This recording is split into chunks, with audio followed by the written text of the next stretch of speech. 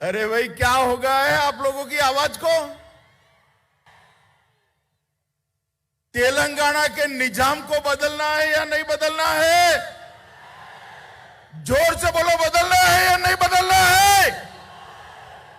तो मेरे साथ दोनों हाथ उठाइए,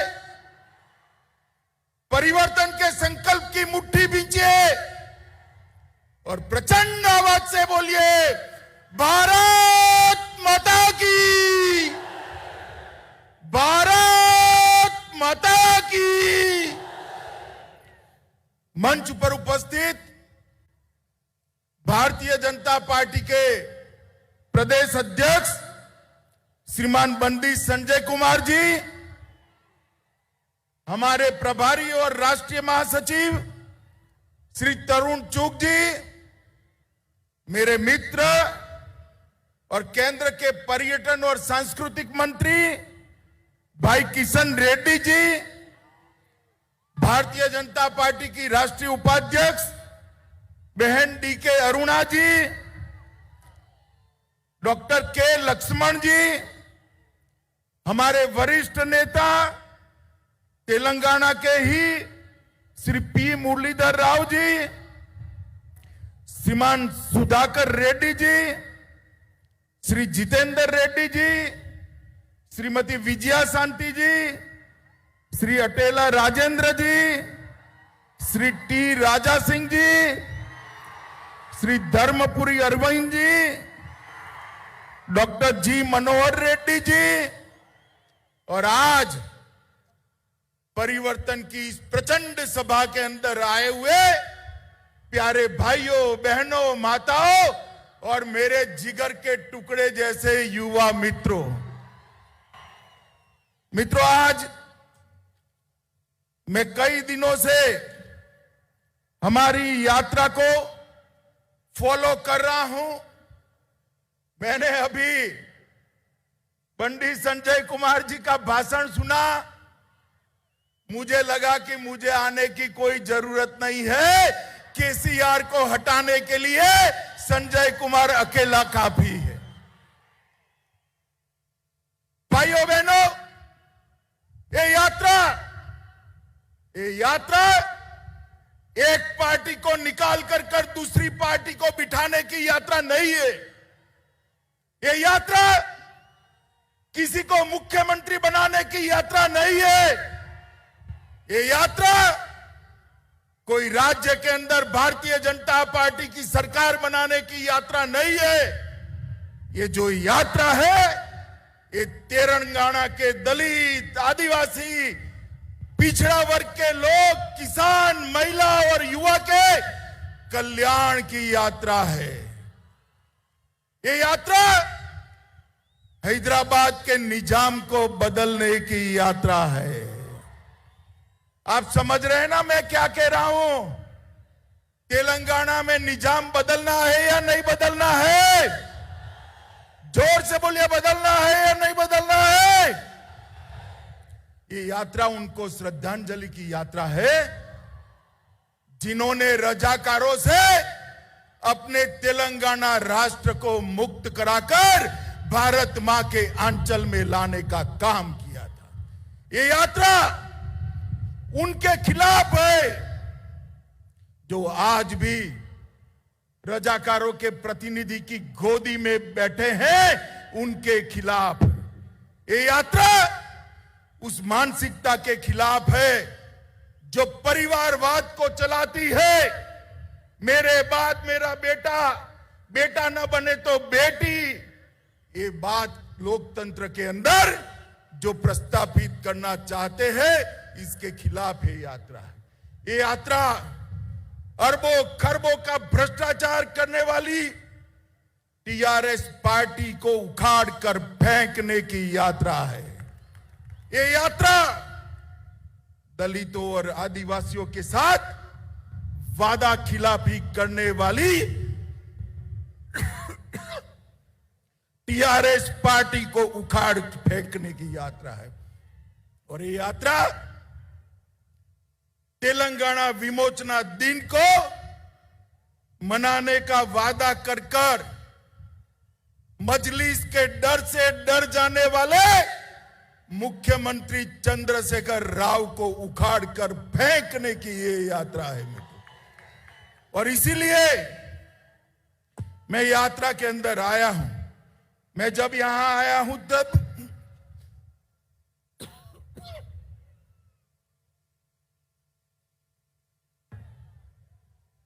पूरे देश की ओर से, पूरे तेलंगाना राष्ट्र की ओर से हमारे प्रथम गृह मंत्री सरदार वल्लभ भाई पटेल को प्रणाम कर कर श्रद्धांजलि देना चाहता हूं, जिनके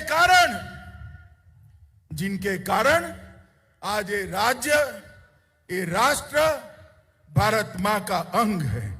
आज मैं स्वामी रामानंद तीर्थ, पंडित नरेंद्र, सुरावरम प्रताप रेड्डी, श्री दशरथी रंगाचार्य और पीवी नरसिम्हा राव को भी श्रद्धांजलि देना चाहता हूं।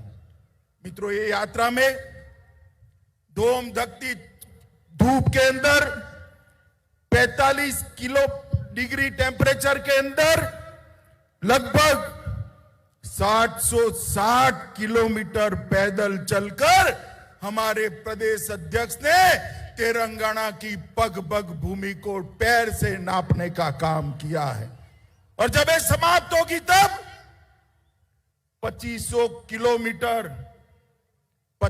किलोमीटर की पैदल यात्रा समाप्त होगी।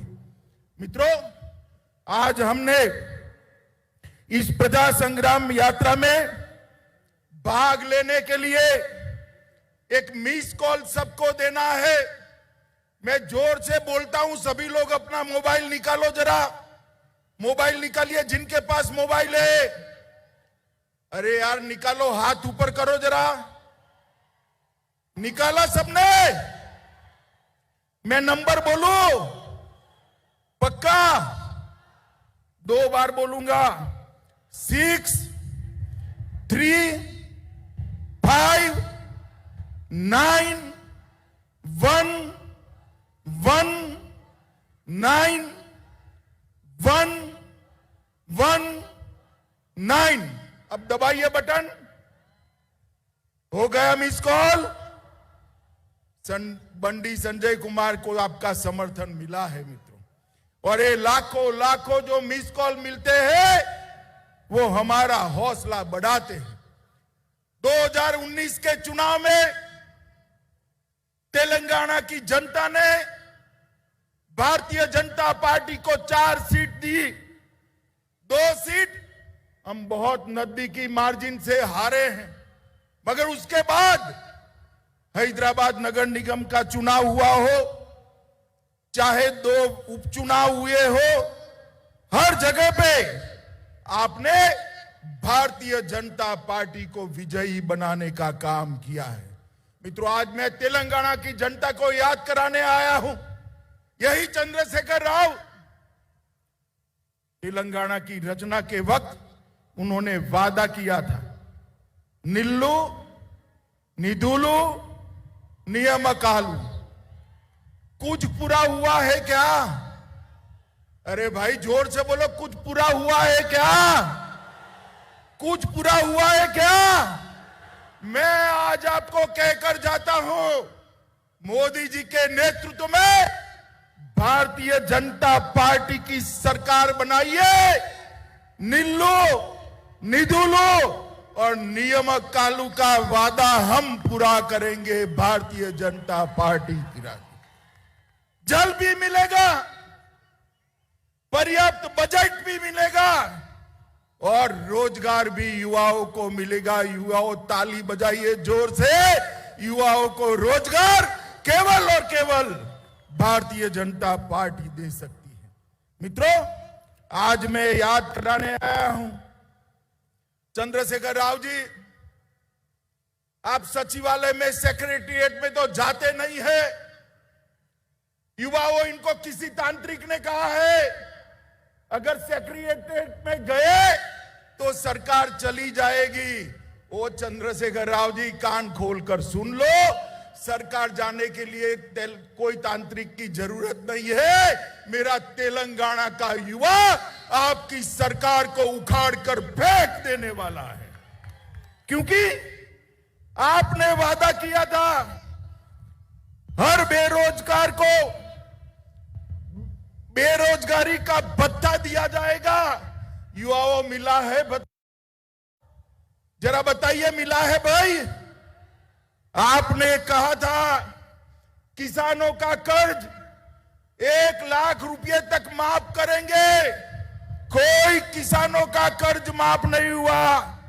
और सुपर स्पेशलिटी अस्पताल बनाना था, कुछ नहीं बना है। आपने वादा किया था 2 बेडरूम का हाउस देंगे। अरे 2 बेडरूम छोड़ो, प्रधानमंत्री हाउसिंग योजना को भी आप जमीन पर नहीं।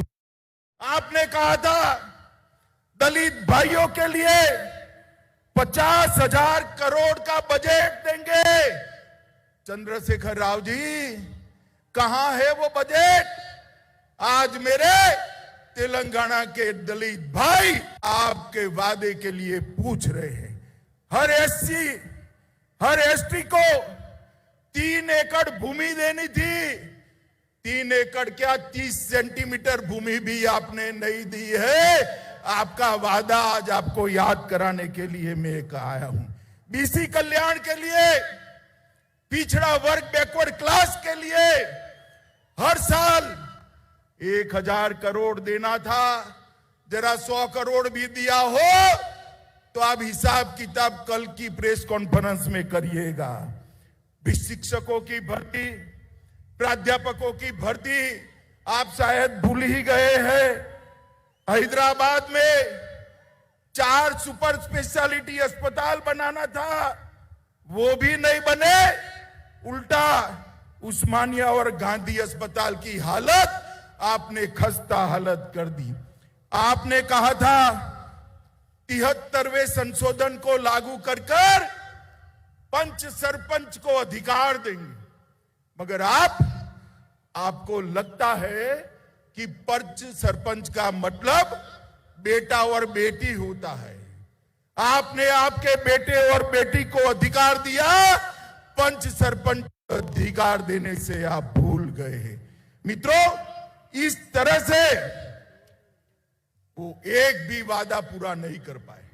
मैंने मेरे जीवन में 13 साल का था तब से सार्वजनिक जीवन में हूं, 57 साल हो गए। मेरे जीवन में इतनी निकम्मी और भ्रष्टाचारी सरकार मैंने मेरे जीवन में नहीं देखी है। मित्रों, ये निकम्मी और भ्रष्टाचारी सरकार है। तेलंगाना का युवा आगे आए, भारतीय जनता पार्टी के साथ जुड़े और उखाड़ कर फेंक दो इस सरकार को, तब जाकर आगे किसी को भी मालूम पड़ेगा वादा खिलाफी नहीं कर सकते। मित्रों, लोगों का ध्यान भटकाने के लिए सरकार बॉइल्ड चावल नहीं खरीदती है। चंद्रशेखर राव जी, पूरी दुनिया को आप उल्टा पुल्टा समझा लोगे क्या?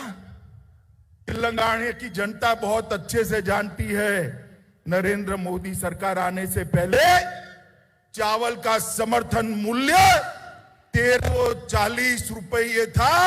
इसको बढ़ाकर मोदी सरकार ने 1940 रुपया किया है और 11 करोड़ छोटे किसानों को हर साल 6,000 रुपया दिया है। बॉइल्ड चावल का जहां तक सवाल है, मैं आपको नियम समझाने आया हूं। आप भारत सरकार को दोषी मत बनाइए। चाहे बाजरा हो, जुवार हो, का हो, रागी हो, गेहूं और चावल के अलावे जितने पेरिफेरल क्रॉप है वो राज्य सरकारें खरीदती। बॉइल्ड चावल को खरीदने की जिम्मेदारी भी आपकी है और आपको से नहीं बनता है। इस्तीफा दे दीजिए। भारतीय जनता पार्टी की सरकार बनेगी तब 1-1 किलो बॉइल्ड चावल हम किसानों का हमारी राज्य सरकार खरीदेगी। आप खरीदना नहीं चाहते हो और आरोप मोदी जी पर डालते हो। मोदी जी ने अनेक काम तेलंगाना के लिए किए हैं। मित्रों, ये सरकार मोदी जी की योजनाओं के नाम बदलने के अलावे कुछ नहीं कर दी।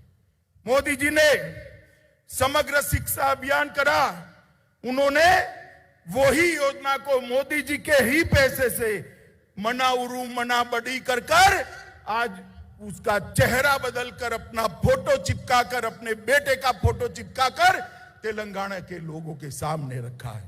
क्या तेलंगाना के लोग नहीं जानते? वो जानते हैं। ये पैसा नरेंद्र मोदी जी ने भेजा है। 18,000 करोड़ रुपया नरेंद्र मोदी सरकार ने मनरेगा के लिए भेजा। आपने उसको हरित धर्म कार्यक्रम का नाम देकर आपकी और आपके बेटे की फोटो चिपका दी। तेलंगाना की जनता नहीं जानती है ये हरित धर्म कार्यक्रम आपका नहीं है। ये हरित धर्म कार्यक्रम हमारे नेता और देश के प्रधानमंत्री नरेंद्र मोदी का है। मित्रों, प्रधानमंत्री आवास योजना, उसका भी नाम बदला। नाम बदलकर मकान तो दे दे, मकान भी नहीं दे पाए।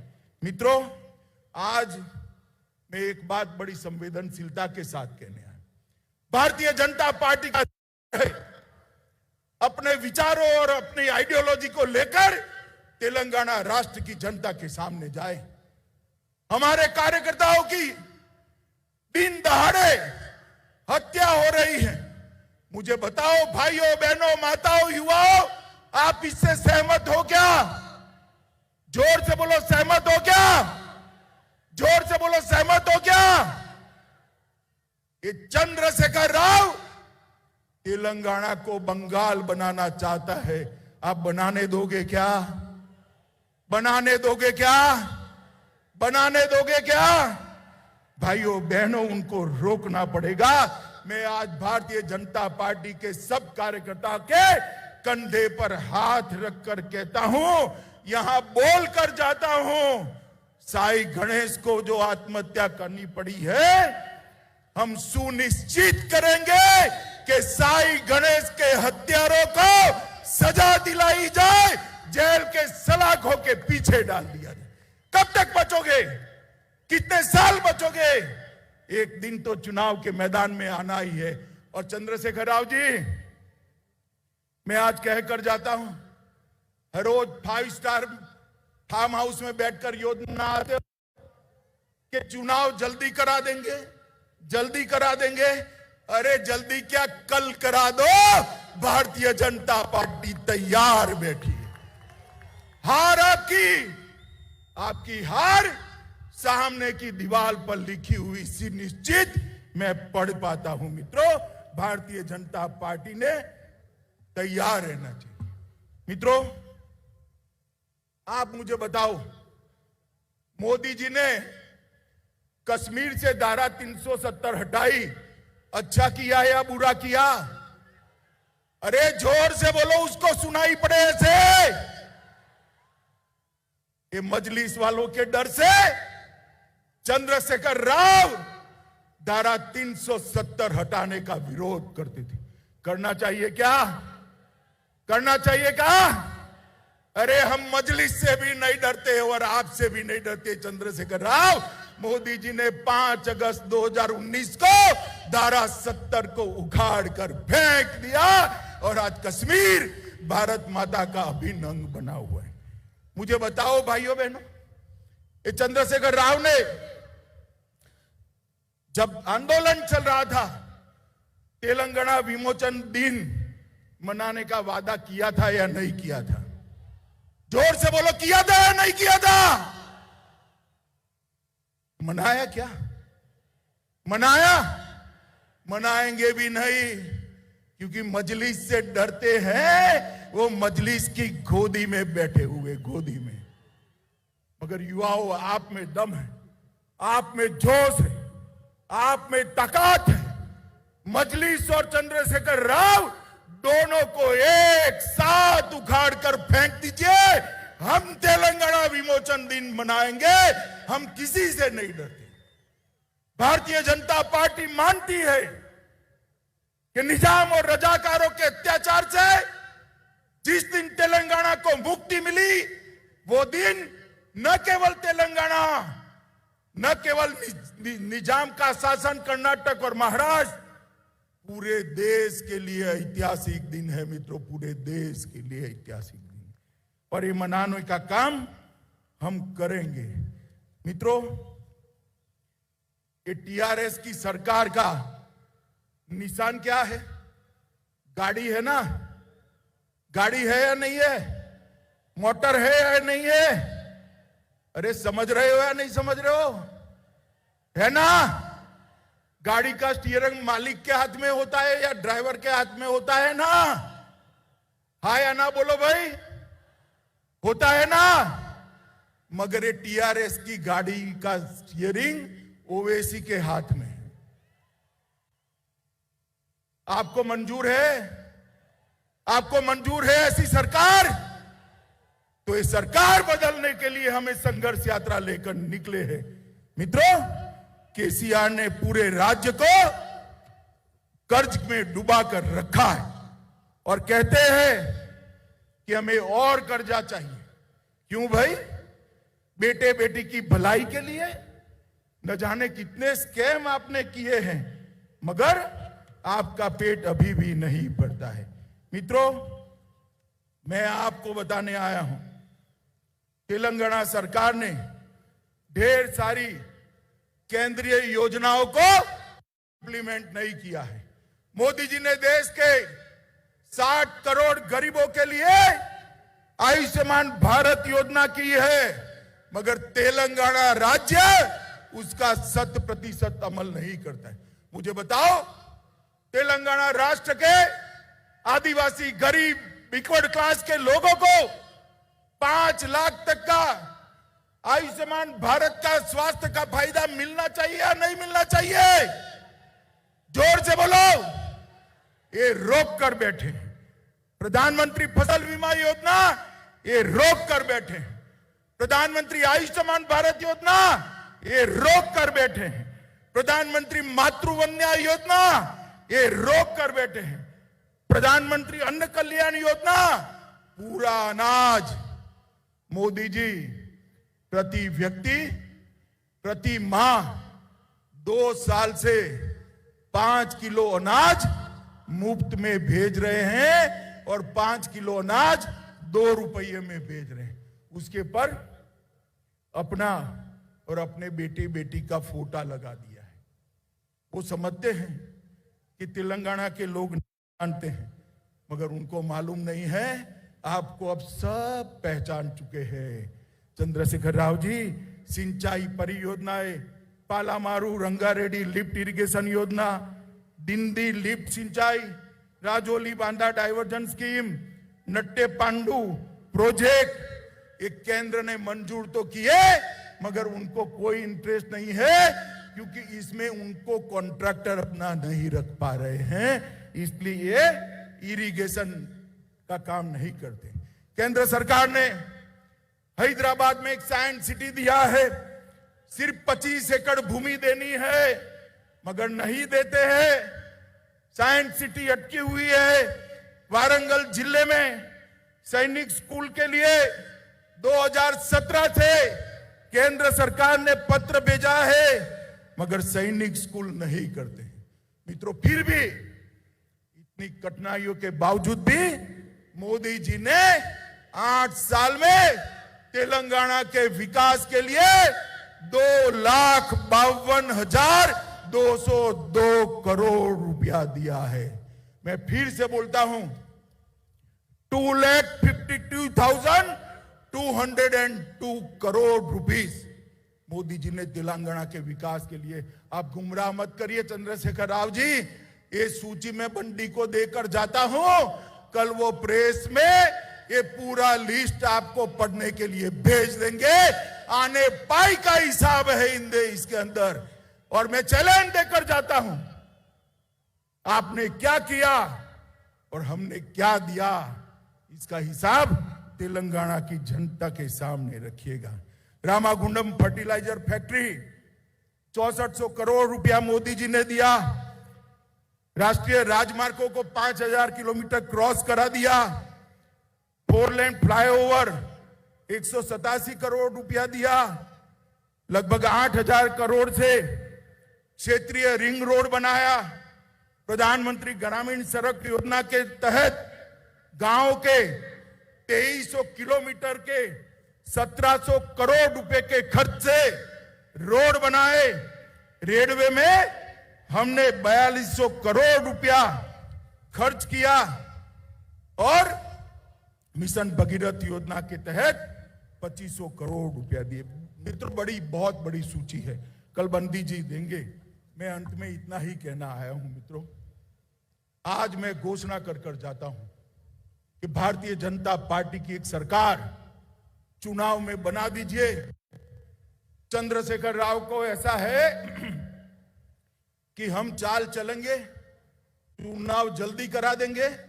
भैया चंद्रशेखर राव, हम भी चुनाव की ही राह देख रहे हैं, कल ही घोषणा कर दो। आप कल ही घोषणा कर दो। ये निश्चित है भारतीय जनता पार्टी की सरकार बनेगी और भारतीय जनता पार्टी की सरकार बनने के बाद 1-1 किलो बॉइल्ड राइस हम परचेज भी करेंगे और किसानों को मदद भी करेंगे। इसके साथ साथ जो धर्म के आधार पर माइनॉरिटी का रिजर्वेशन करा है, जिसके कारण एससी, एसटी और ओबीसी के रिजर्वेशन में कटौती आपने की है, हम माइनॉरिटी के रिजर्वेशन को समाप्त कर एससी, एसटी और ओबीसी के रिजर्वेशन को बढ़ा देंगे। माताओं, भाइयों और बहनों, परिवारवादी सरकार, ये भ्रष्टाचारी सरकार, तंत्र मंत्र के आधार पर चलने वाली सरकार तेलंगाना का भला नहीं कर सकती। नरेंद्र मोदी जी, जिन्होंने पूरे देश के अंदर विकास की एक लहर फैलाई है, 8 साल के अंदर भारत का डंका पूरे विश्व के अंदर बजाने का काम हमारे नरेंद्र मोदी जी ने किया है। जिन्होंने भारत किया है, कोरोना के खिलाफ सफल लड़ाई लड़ी है, करोड़ों करोड़ों लोगों का टीकाकरण करा है, स्टार्टअप की शुरुआत की है, किसान, दलित और आदिवासियों के लिए, युवाओं के लिए ढेर सारे कार्यक्रम ले आए हैं। मोदी जी के नेतृत्व में यहां डबल डेकर सरकार बनानी है। मित्रों, डबल डेकर सरकार समझ रहे हो ना? एक सरकार तो आपने बनाई है मोदी जी की, दूसरी बनाई है तेलंगाना में भारतीय जनता पार्टी की। ये दोनों सरकार बनाकर सुरक्षित और समृद्ध तेलंगाना का वादा हम पूरा करेंगे। तीसरे चरण जब यात्रा का शुरू हो, तब इससे भी 2 गुना बड़ी संख्या में हमारे प्रदेश अध्यक्ष का आप समर्थन करिए। मैं मेरी बात को समाप्त करता हूं। मेरे साथ जल्दी चुनाव करते हुए चंद्रशेखर राव को डर लगे, इतनी बड़ी आवाज से भारत माता का नारा लगाना है।